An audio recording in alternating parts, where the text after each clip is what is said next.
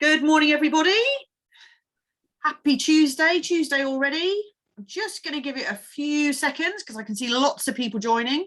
So welcome to anyone who doesn't recognise me. I'm not usually in the forefront of these. I'm usually in the background pressing the buttons, but lots of things have conspired against the team today. So here I am. I'm Sarah Irving. I'm Head of Marketing and Comms at Thames Valley Chamber of Commerce. And it is my absolute pleasure to be here this morning hosting a webinar which is focused on menopause in the workplace. And I'm delighted to have two colleagues here from Sylo Beyond HR. So I'm going to introduce them in a second, but I'm just giving ourselves a few more seconds. Just the numbers are going up and up as people grab that coffee, take the seat, shut the front door, quieten the dog down, turn the doorbell off, all those kind of things that we need to do. Because, well, not for those in the office. Well, you might be doing that in the office, but no, here we are. So just a reminder, welcome to all of those who've just joined. We are recording this webinar this morning, and the recording will be available later on for you to watch back, refresh, look back on all the information that's going to be given out, and also to share with colleagues and friends. And also, we are going to be having a Q&A session at the end. So during the presentation that Heather and Claire are going to be doing, if you do think of any questions that you'd like to ask, please do put them in the Q&A in the chat box there. We'll be able to see them and we'll be able to go through them during the Q&A session. So if you think of anything, if anything crops up, if you'd like clarification on anything or to ask the experts anything, please do pop that in the Q&A box. So as I said, I am joined this morning by Heather and Claire from Sylo Beyond HR. And without further ado, I'm going to pass over to Heather, who's going to start. So morning, Heather. Thank you. Thanks very much, Sarah, for that introduction. Morning, everybody. Yes, so today we're talking about menopause in the workplace. If you could start with the first slide, that would be fantastic, Sarah. Thank you. So today we wanted to really give you a sort of a guide to proactively supporting employees with the menopause. But first of all, I would just like to, I'm just going to introduce Claire, and Claire's going to say just a few words about herself, and then I'll tell you a little bit about myself and Sylo before we move into the presentation. So Claire, if you want to say a few words. Yep. Good morning, everybody. It's really nice to meet you online. I am Claire Sandman. I'm a psychotherapist. I'm in training. I'm actually in my clinical years of training. And I'm really excited to be here this morning, actually, to discuss the subject which I think we need to talk more about actually in the workplace, at home and in the media. So yeah, I'm really delighted to be here. Thanks. Thank you. And I'm Heather Stambriano, HR consultant for Sylo Beyond HR. I've worked with them for 6 years and have about 20 years sort of background working in sort of generalist HR roles and now in consultancy. And just if for people who are a bit unfamiliar with Sylo, we provide a range of services. So as the name suggests, we've gone beyond just providing HR support, and now we also provide business strategy.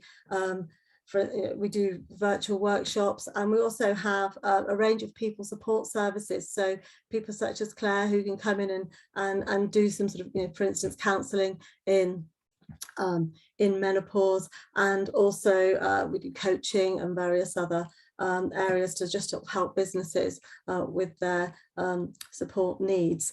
We also have a link to a health and safety consultancy, so if people need support with that, or today we'll be talking about risk assessments, then we also partner with them if you need support in health and safety. So without further ado, I think what we'll do is move on into the presentation. I'm going to hand over to Claire, who's first of all going to talk you through well, symptoms of the menopause as such like. Thanks. Thank Claire. you. Thanks. If we can go to the first slide, that'd be great. So I think it would be really good if we could take 20 to 30 seconds to just sit and think about a change that's happened in your life that was fairly large and fairly consistent. And what I would like you to do in those 20 or 30 seconds is remember the anxiety or the discomfort that came with that change. And as you sit there with some of that discomfort of remembering the change that you were going through, it could be a transition through work, it could have been a house sale, it could be a relationship that didn't quite work as you anticipated. I'd just like you to just sit there for a moment and just think about it.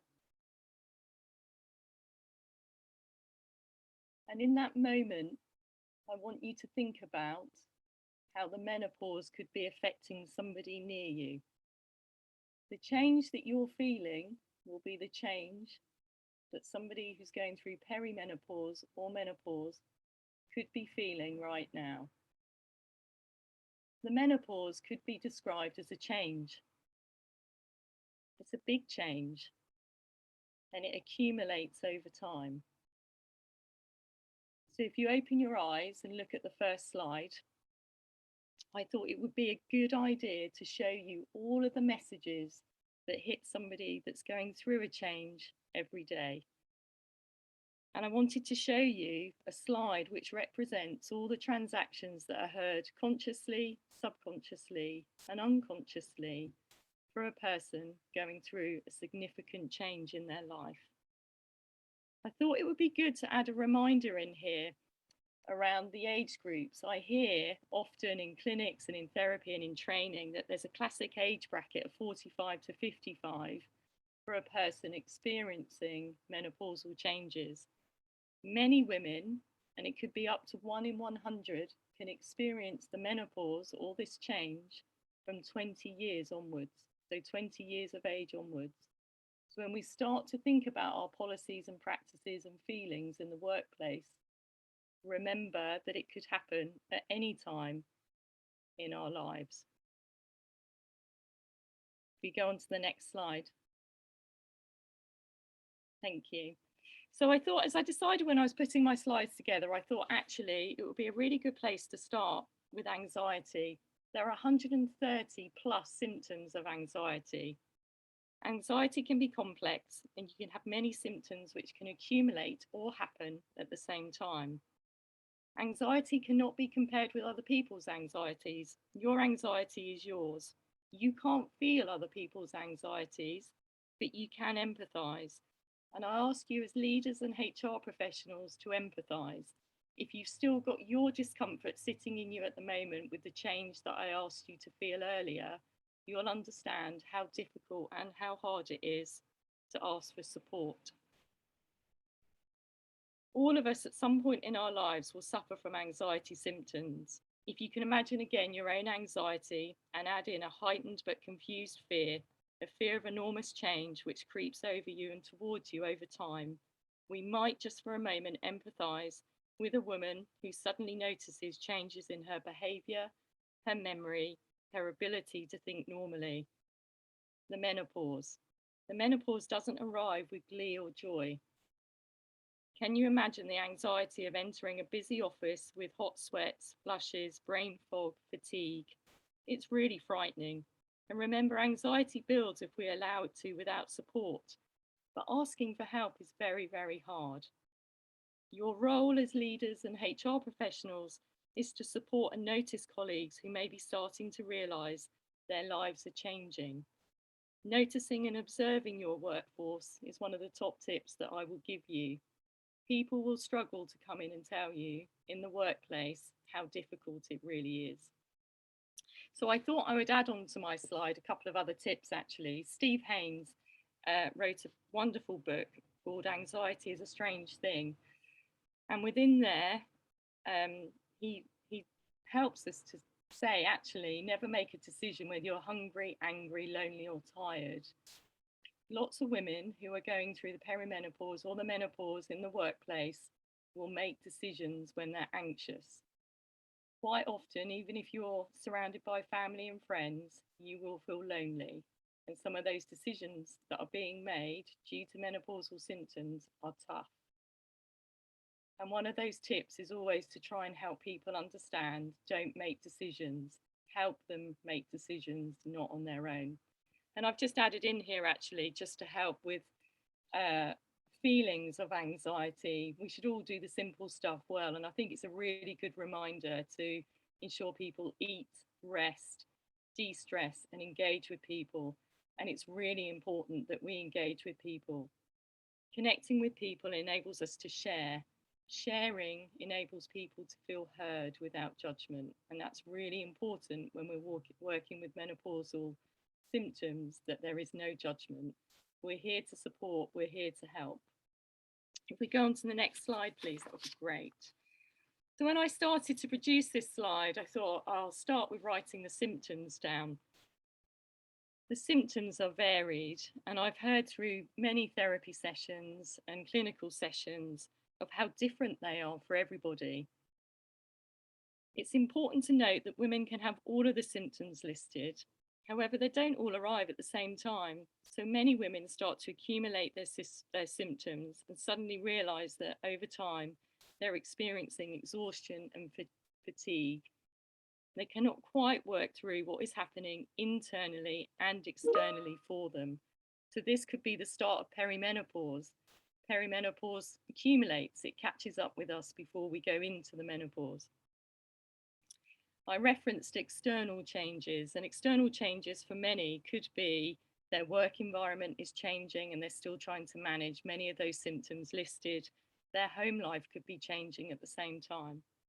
Friendship groups, parents, children, there's all sorts of different external factors that then work through into the menopausal factors.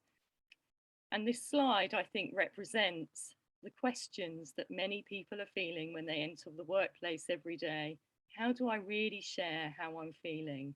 What do I do next? Is it easier to just leave my job than to tell somebody?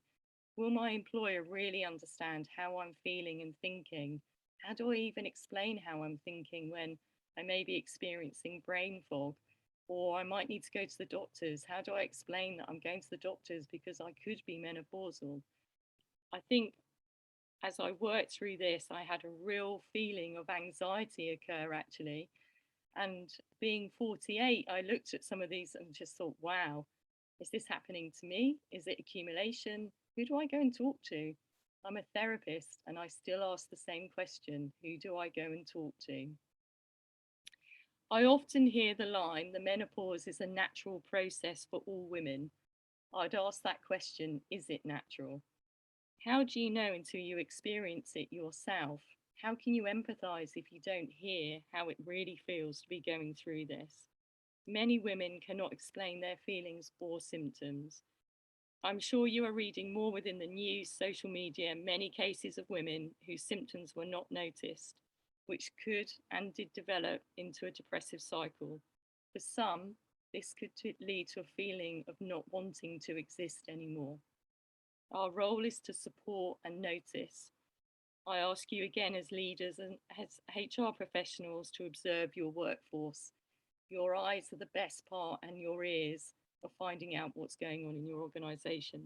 Of course, it's a subject that we need to handle with sensitivity in the workplace. Show care and be proactive with your work colleagues.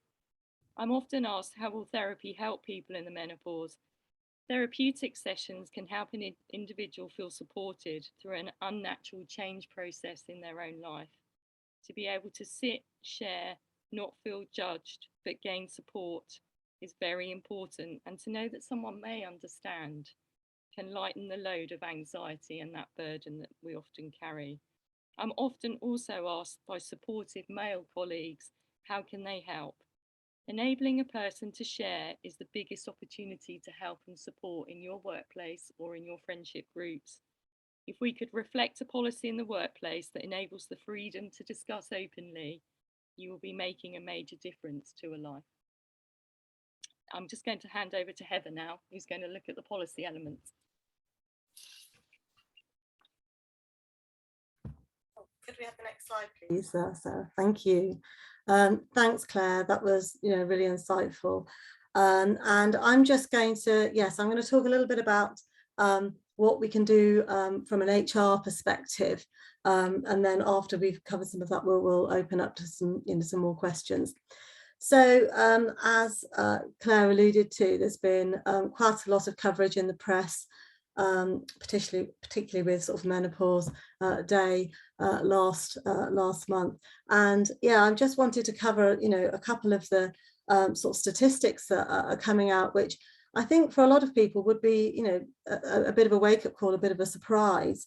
There's a survey from the CIPD and Bupa that reported that 3 out of 5 working women between the ages of 45 and 55 who are experiencing menopause symptoms say it has had a negative impact on them at work.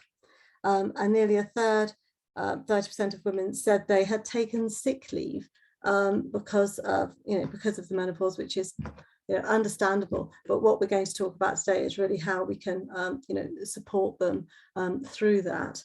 And looking at 1 in 4 people considered leaving their jobs. Again, this is something that if we can put some support mechanisms in, hopefully we can help people to think through the options, give them some, facilitate their ability to function better at work, managing their symptoms. There's one more stat here, which is 900,000 women had left their jobs due to the menopause. There's not information on what period of time that is over, but just the figure alone is really completely, you know, it's quite staggering, really. And so it makes us really think, actually, it's really important that we, you know, we understand this more, that we can support people, we can support women and men in the workplace as well, because everybody can be affected by the menopause, and you will also have, you know, men who have got partners who, you know, potentially could be seriously affected too. And as Claire mentioned, although we've got stats here that for people between 45 and 55, people can start the menopause a lot earlier than that. And, you know, a lot of people don't even recognise maybe they're in that premenopausal stage. And so just by being more open with people, you know, maybe we'll just increase awareness and help that, you know, help to start that conversation. Could we have the next slide, please? Thank you. So I just want to talk a little bit about employers' responsibilities and sort of liabilities around this too. And the Women and Equalities Committee have been running an inquiry, or running an inquiry now, I believe, around the menopause. And so we may find that the government introduce maybe a menopause, you know, say that we have to have a menopause policy, and they may recommend some practices that we should, you know, that we should be introducing in our workplace. But what we would like to do is maybe, start looking at that now, not wait for it to be legislated, because, you know, people are, you know, need the support right now in our organisations, and but it is interesting to see that that might be the direction of travel, you know, from sort of a legislative perspective as well. So we all, you know, at the moment, we obviously still have a legal duty of care to employees under health and safety legislation, we still, you know, carry out risk assessments now for people. So if somebody's pregnant, we'll carry out a risk assessment. If they have a disability, we'd carry out a risk assessment, and we'd obviously carry them out, you know, just generally in the workplace. So this may be a point to think, well, actually, we should be carrying out a risk assessment for somebody who's going through the menopause. So we'll come on to that a little bit when we talk about the policy. And also, you know, we need to be aware that from a legal perspective, people will have a certain degree of protection under the Equality Act, which obviously protects people who have got a disability. And in some circumstances, you may find that people who are going through menopausal symptoms, if they're very severe or they're very extended, so for instance, they're, you know, longer than a year, potentially they could be regarded as having a disability. So we have a duty of care to them to make reasonable adjustments to their, you know, to their working conditions, or have that conversation with them. I would like to propose we should be doing that for people whether they're protected or not. But it's just understanding, really, you know, when you're having these discussions with senior leaders in the business, when you're talking about, you know, what support and what investment that you need to make, it is worth understanding, you know, the facts around this. And then people also have protected characteristics that include, obviously age and sex, which again could be, could give them some, coverage under the Equality Act, if they feel that, obviously in some circumstances they may feel that they've been discriminated against, which is obviously what we want to avoid happening, but it's just making you aware of that.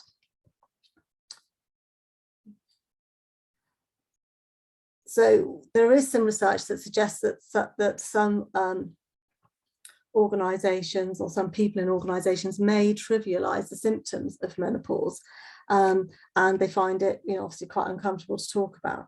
So what we need to do is really, foster an environment where employees do feel safe to talk about issues, and that's what we'll be doing sort of in the next few slides. So if you could go on to the next slide, Sarah, that would be great. Thank you.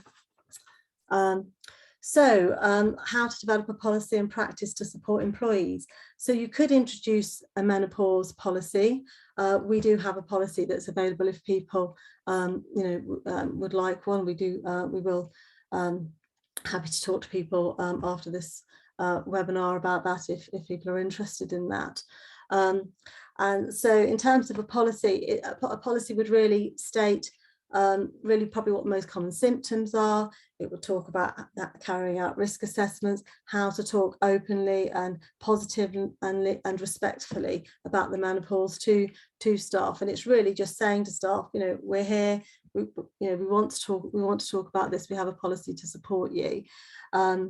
And also, actively, supporting and informing employees about what you can do as an organisation to help them.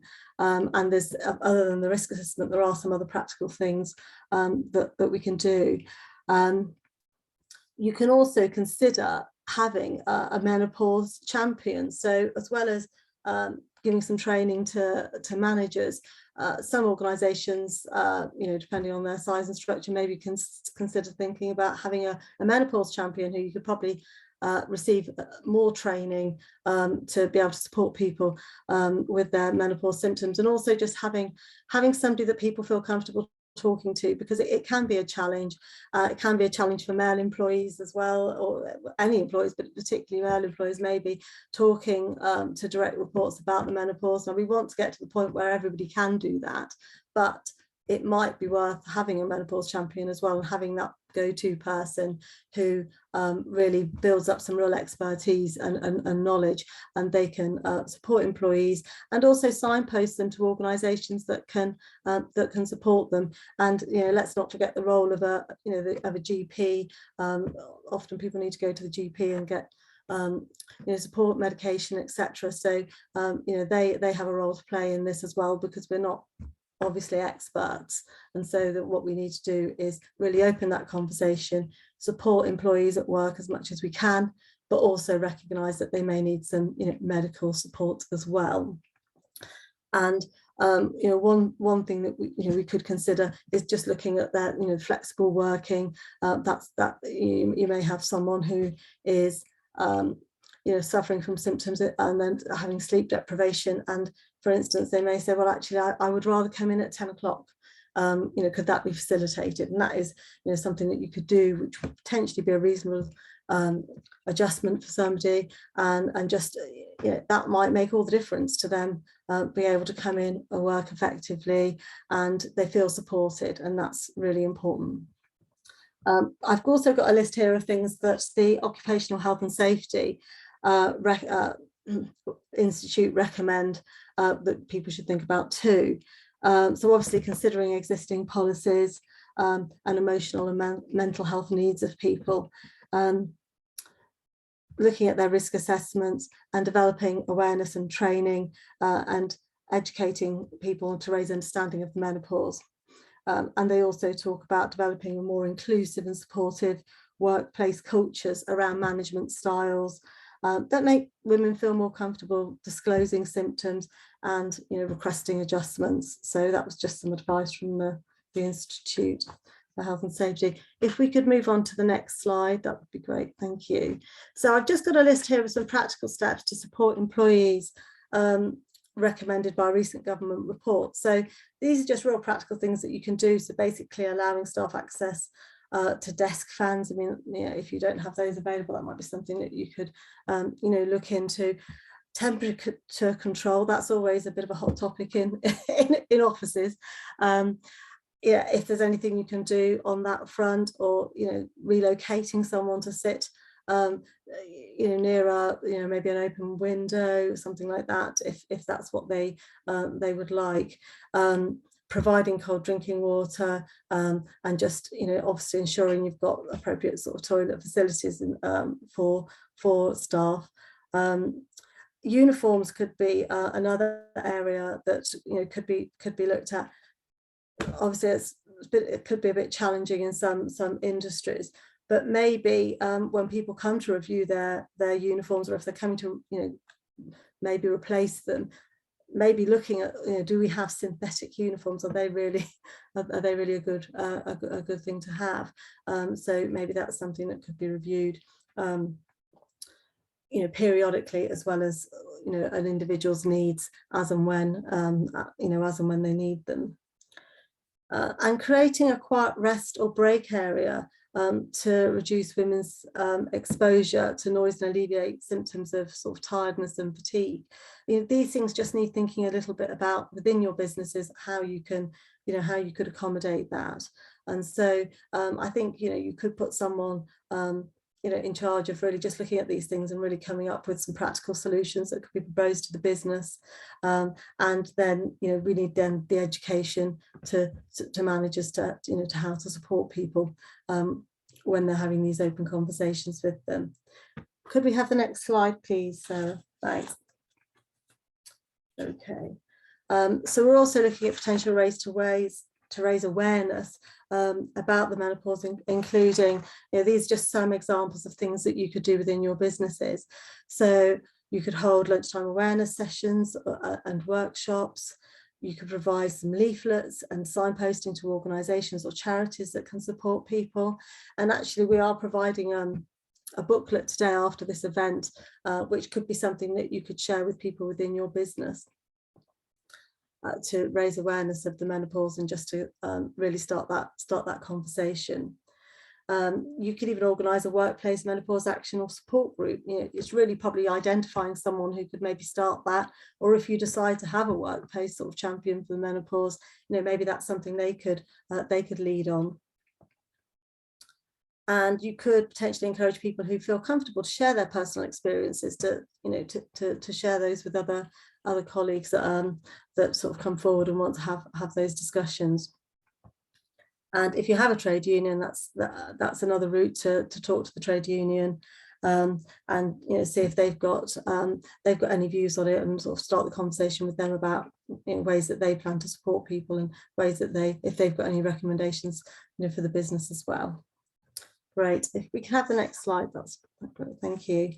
So just looking at managing the impact of sickness, absence and performance, what we want to do is really, although you can have a menopause policy, we could even look at, you know, maybe looking at a checklist to see ways to support people that are going through the menopause. I think what we really want to do is to try and start looking at the current processes and policies that we already have, and how we can sort of embed some support throughout them. So for instance, a lot of organisations do back to work interviews. So when someone has been off sick and they come back, and they will talk through, you know, they may talk through what symptoms that they've got and what support they might need. And, you know, if we've trained managers to have these sort of conversations about menopausal symptoms, they may even recognise something before an employee does, because as we know, a lot of employees don't even realise they're going through the menopause or having sort of perimenopausal symptoms.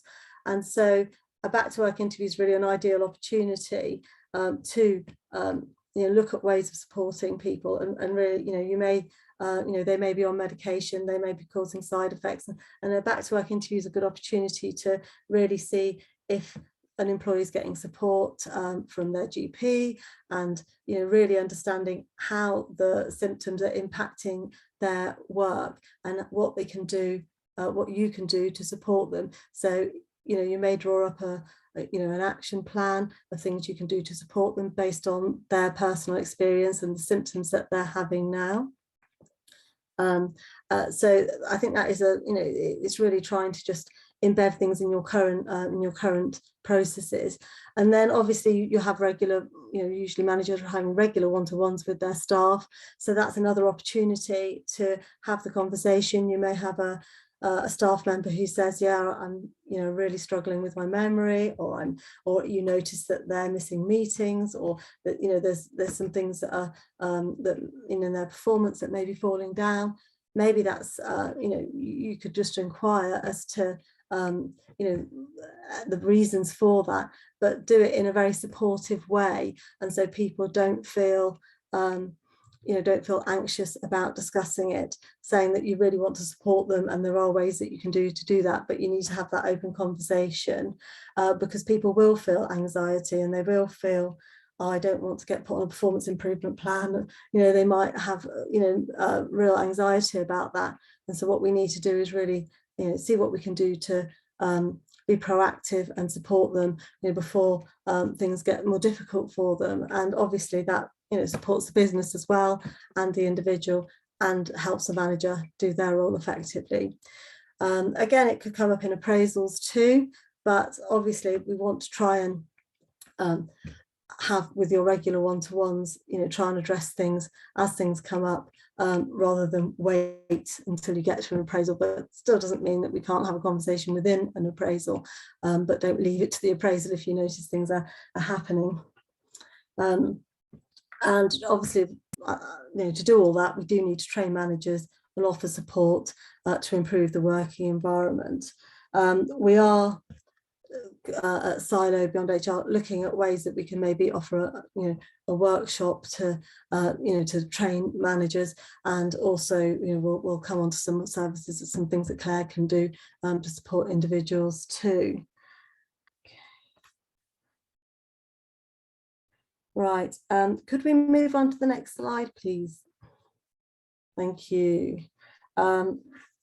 So here I just wanted to say really that if we can do these things to support employees and put some structures in place, that we can have some positive outcomes, and we can also hopefully increase retention and diversity, because if women are leaving the workplace, then potentially your diversity is not where it potentially needs to be if a lot of women decide to leave the workplace.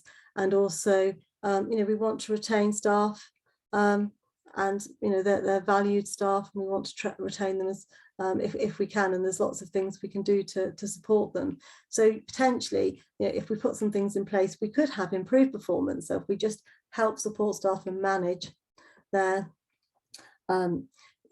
manage their goals and make them feel that they are actually achieving, so you may need to make some adjustments to their goals, for instance, then ultimately you will get improved performance.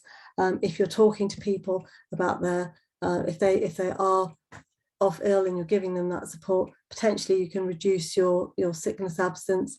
And if you have a culture that supports well-being for all employees and is inclusive, they're the businesses that people want to work for.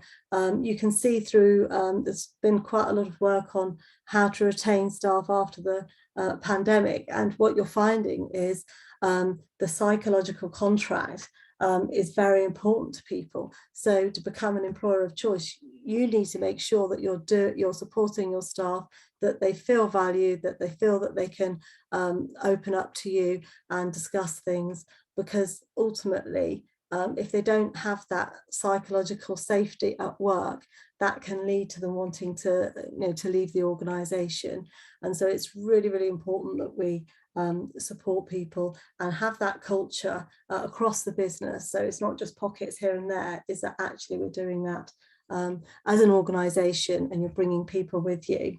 And obviously if you do all of that, then you are retaining skilled employees and maintaining your diversity. Some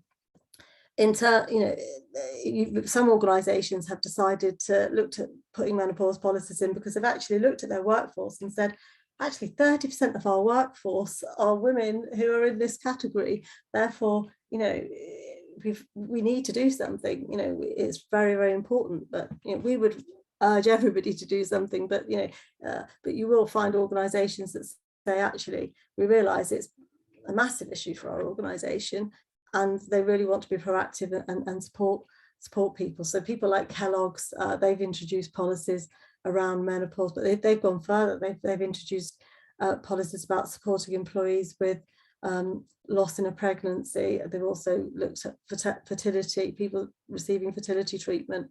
So you know, they've gone broader. And then you know, you'll have other. I think I read about a university who had a high proportion of staff who were in this age category, and they've introduced an app for staff to use. And so there's lots of ways you can support employees. If you've got an employee assistance program, that's another way that people can access services to support them. And I also think that, as well as the individuals themselves, looking at other employees, how people are treated, and the perception of fairness impacts everybody in the organisation. And so by introducing these sort of policies supporting people, then you're you're creating an environment where everybody then feels safer, and everybody feels that they could open up if they had mental health challenges, for instance. And let's not forget that the men in the organisation may be supporting a partner at home, or they may be supporting a colleague in the workplace, and actually just having that understanding of the sort of symptoms that people have, creating that awareness will really help everyone understand more about the menopause, and realize that it can be quite significant for people. And also, obviously it's very important that people don't trivialize it, or which in some organizations it can happen, but we obviously need to make sure that people aren't doing that, and the way to achieve that is by educating people about the importance of it, and the seriousness of symptoms that people can experience. So if we could move on to the next slide, that would be great. And I just put a few organisations here that you can look at. They may provide posters and things that you maybe put up in the workplace to raise awareness. And there are also obviously organisations that you can maybe signpost staff to get more information. So I just thought that would be useful. If we could have the next slide, please. And if you do require any further training, or you'd like us to develop a seminar for you or something of that nature, then do please get in touch. And also Claire's, did you want to say anything about the therapy clinics online that you're proposing to offer? Absolutely. Yeah, absolutely. I think it's really important that whether it's classes therapy or group facilitation, that colleagues, people that you work with have somewhere to go where they feel some consistency of what they might be experiencing or wanting to chat through. And I think it's really important that this is open to male and female colleagues, and we can manage that within the group facilitation. The more we expose each other to how we potentially are feeling, the more that we can then work in the UK to just really highlight that menopause isn't a taboo subject. We can carry on talking. So I think if we move on, Sarah, to the next slide, we're just going to open up the Q&A, the Q&A now, and see if we've got any questions. Yeah, lovely. Thank you so much, Claire and Heather. That was extremely informative. I was scribbling notes and listening and trying to. So sorry if my finger moving the buttons forward, because I was so engrossed in listening and what was going on. So thank you very much. I think loads of things struck out to me. But I think, Claire, the slide on symptoms, there's a huge amount of symptoms out there. And I found myself reading them all, going, almost ticking them off in my head. Yes, no, yes, oh, yeah, yeah. And sometimes I think, am I tired because the clocks have gone back and it's pitch dark by 5:30 and I just want to go to bed? Or am I tired because, I'm just tired? What would be what's the first step for someone who's ticked maybe 5, 6, 7 off of that list? What's your advice in terms of that? Yeah, it's a great question. And I think the first part of it is actually what's really, really important is that you look after yourself. So the first part of any support is looking at yourself and thinking, wow, actually, there's something going on. I recognize it. I have no idea what it is. I need some support. And I think support starts with your doctor.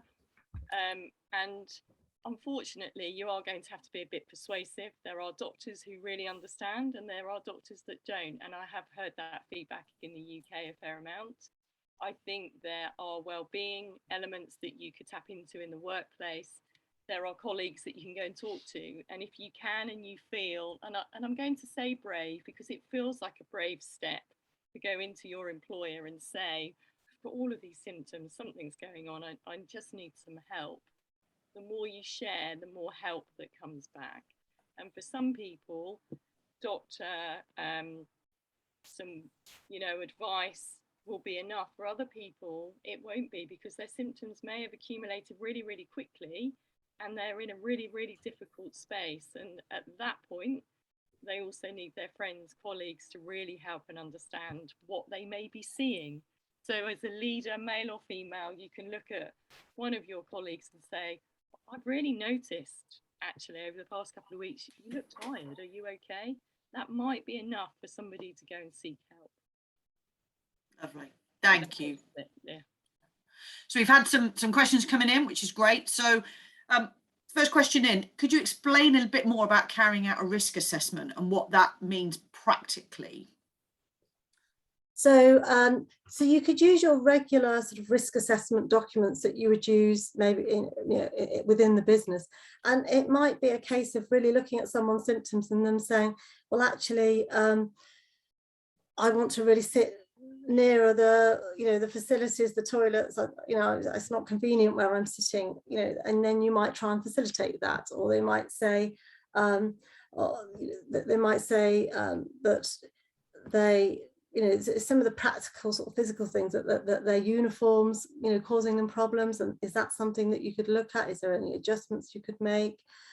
So it will very much be led by by the individual and the symptoms that they're suffering. However, if looking back at the some of the slides, we actually put some practical things that you could think about in place, and maybe if some of those are put in place already, then the risk assessment might be a little bit more straightforward. But it's very much about it being very individualized to the individual, what they're the problems that they're having and how you can alleviate them, and if there's and if there's sort of an action plan or anything that you can put in place with regard to their maybe in terms of their line manager sitting down with them, going through their concerns in terms of their actual work. So it might be somebody saying, well, I've got this memory loss, and you might think about ways of supporting them to sort of put things in place to help them as an individual. But I think the risk assessment broadly is more about the practical elements, and then you've got the line manager side of it, which is about supporting the individual. Because it's also when you give that example of maybe moving closer to the facilities or closer to an open window, or not underneath an air conditioning duct, you also don't know that actually that could have a really positive impact on other of your work colleagues who may not think actually that is actually really affecting me as well. So you kind of have that knock-on effects. That's really interesting. Thank you. Someone else has asked, how do we address potential challenges from colleagues not affected by the menopause, i.e. they have to cover when someone is off? Is there a danger of trying to be doctors rather than employers? Well, I think you have to support employees, but you have to also ask them if they're seeking support, themselves. So, there's doctors, there's also, you can signpost them to, charities that can support them. And if you have an employee assistance program, you can get, counselling and support through that. So I think a lot of it is, for things that are out of your depth and you're obviously not there to advise them medically, then it is a case of saying, well, have you spoken to your doctor, or signposting them to other services that they can get some more specialist support. But then, having that later conversation to make sure to see have they done it and has it made a difference, and making sure that you're continuing with that support and not just sort of signposting them, but then not following up. It's important to follow up. Do you think the awareness of menopause has increased recently? Do you think that it's something that, it's the menopause has always been there?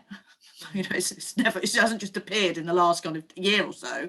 It's always kind of been there. But I think, me personally, I don't know whether I just seem to be hearing more about it. There seems to be more discussion about it. Davina McCall, I know, has been a massive advocate of it, in that taking her popularity to really raise it.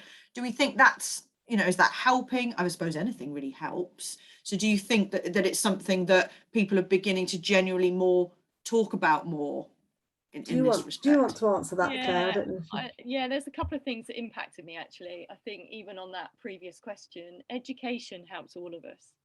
So ultimately, if we educate everybody on menopause, perimenopause, whatever label is out there, because we're very good at labeling, but not particularly great at supporting. And I think the press, unfortunately, the press can be unhelpful because they highlight maybe an extreme. And I think in the press at the moment, we've heard from some men that have been impacted by their wives taking their own lives because of the menopause and ignoring those symptoms. And it wasn't about ignoring them, it's about educating on what they are. And if the more we educate, the more we can help people, because we may have a colleague who's going through all of that, struggling at home, a partner that might not recognize it. And we have to, as a group of people, really help to understand how we can support them, how we can help them. And I think you're absolutely right. It's in the media, but we need more elements of it in the media, not the extremes. So it would be really helpful if the media just published more and more and more about the menopause, right? And role models are brilliant. Organizations are brilliant at role modeling and educating. Webinars are brilliant, but it takes all of us to walk out of the webinars and the role modeling and look and say, actually, I can see this happening in front of me and I'd like to support somebody. And that doesn't mean being your own doctor, and diagnosing people. It's just looking at someone saying, are you okay? Yeah, and I would say that sort of on the back of there being a lot more mental health awareness now, it's, obviously some of these symptoms are, mental health issues too. And also it's just really about people saying, well, actually, well-being in the workplace, it is appropriate to talk about these things. You're spending a lot of time at work. People need to discuss these things. They need to be open. And so that's how everybody can, support and actually get some positive outcomes. So what we want to avoid is it being swept under the carpet, negative, and also people making negative comments. Hopefully that doesn't happen as much now, but I'm sure it does. People need to be a little bit called out for that, and said, well, actually, we're here to support people, and just to have some structures in place. And really just make people aware, like they do with mental health, that people can discuss these things, they can be open about them, because actually it will help someone's performance if they're open about the challenges they're having. They can sit down with their line manager, talk about ways, some strategies, to support them, and ultimately everybody wins, because they're better at their jobs. We just need to make sure that people are supported if they do need to take some time away, if they do need to have some sickness absence. Sometimes that's unavoidable, but you probably will minimize it if you are a supportive employer and your employee wants to come back because they know they'll come back to an environment where people care about their well-being. Yeah, I think it's interesting there, Heather, you touched on the mental health agenda, because over the past 4 or 5 years, the mental health agenda has really come to the forefront, and people do find themselves able to talk about it. But I think there was certainly a period of time where it was just not on anyone's agenda, and it was a taboo subject to talk about. So I think you're absolutely right. The more people talk about it and the more people educated about it, I think is best. Sorry, Heather, I was just going to say, I think also managers need to they need some guidance as to how to have these conversations, because it is difficult, and not everyone's going to be comfortable doing that. And it's about people recognizing symptoms, and maybe maybe just putting a question to an employee, oh, could this be menopausal symptoms that you're suffering? Because for some people, they may not even be aware of it. And that there is support that's required within the organisation to enable managers and colleagues to do that, I believe. So probably some training is required. I'm sure some of our delegates listening are thinking, this is great. You gave the example about Kellogg's and the universities doing this wonderful, and they're obviously incredibly huge, organisations. But for some of our delegates who might be listening who are very small SMEs or things like that, are there literally some very, what would be your recognizing the time constraints on maybe they've got a very small HR department, or maybe their HR is outsourced? What would be your advice and guidance to a smaller organisation who's probably thinking, I don't have the time or capacity to tackle this, but I really want to? Yeah, I mean, I think it would be a good starting point for people to have a menopause policy, and it could be the way legislation is going anyway.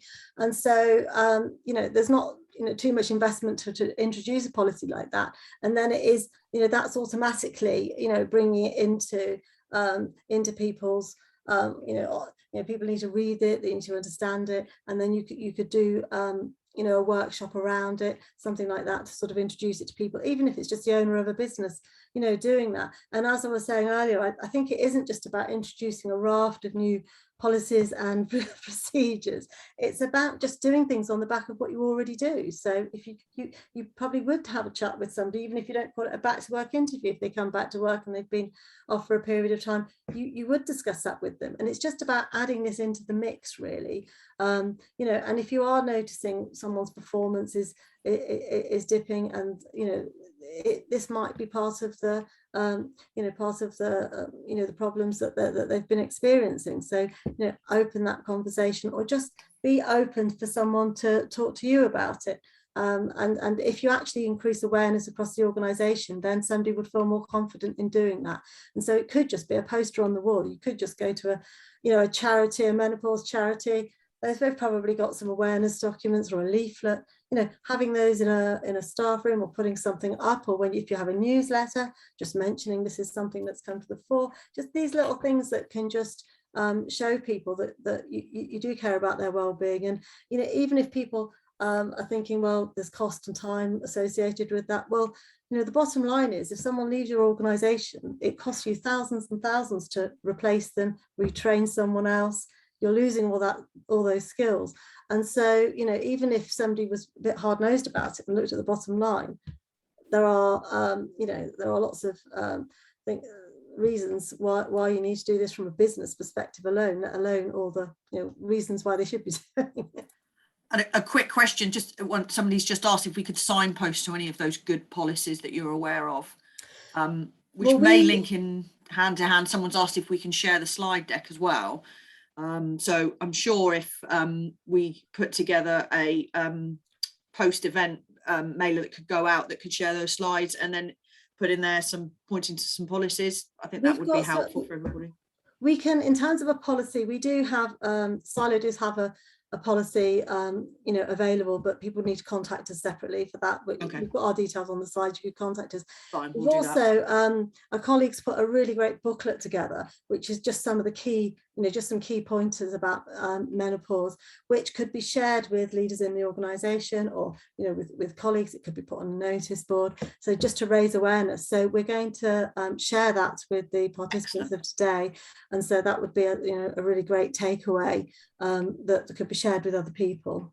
Brilliant. I think that would be really helpful. Thank you. And some lovely comments in, someone's put, it's perhaps to highlight a forgotten subject that 51% of the population will face at some point, which is absolutely true. So just brings me, we're coming up to the 11 o'clock point, so we're coming to the end of the webinar. It just literally to say thank you so much, Claire and Heather. I think that was absolutely excellent. Thank you so much for giving up your time, and so much really great information and advice in the presentation. And as we've said, everybody, we will be sharing the recording, and then we'll share the slides and some information that Heather and Claire can share in that as well for anyone who needs anything. So it literally just leaves me to say thank you all very much for joining us. Once again, thanks Heather and Claire, and enjoy the rest of your day, everyone, and we'll see you very soon. Take care. Bye, everyone. Thanks. Bye. Bye.